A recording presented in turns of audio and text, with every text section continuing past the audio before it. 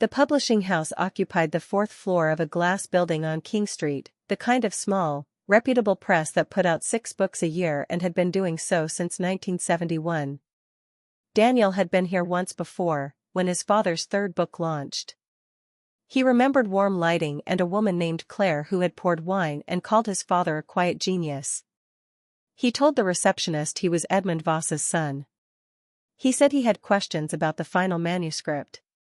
He was made to wait 20 minutes.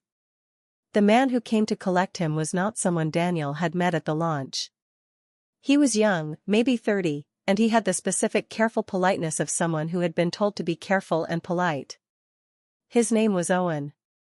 He was the acquisitions editor who had handled Edmund's final submission. The manuscript came in clean, Owen said, once they were seated in a small meeting room with the door closed. Fully formatted.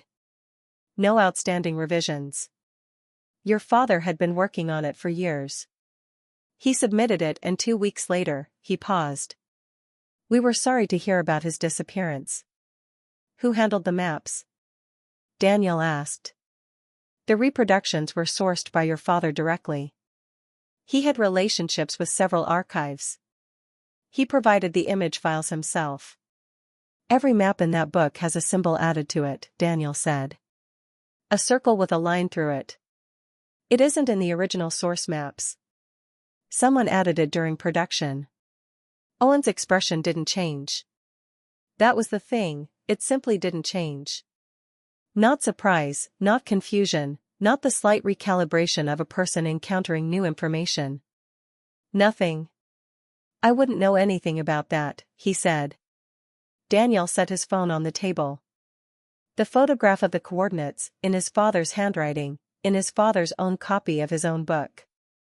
These coordinates point here, Daniel said. My father wrote them. After the book was published.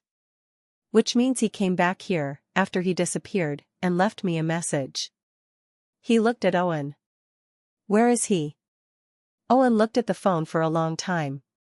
When he looked up, something had shifted behind his eyes, something that moved like a door closing.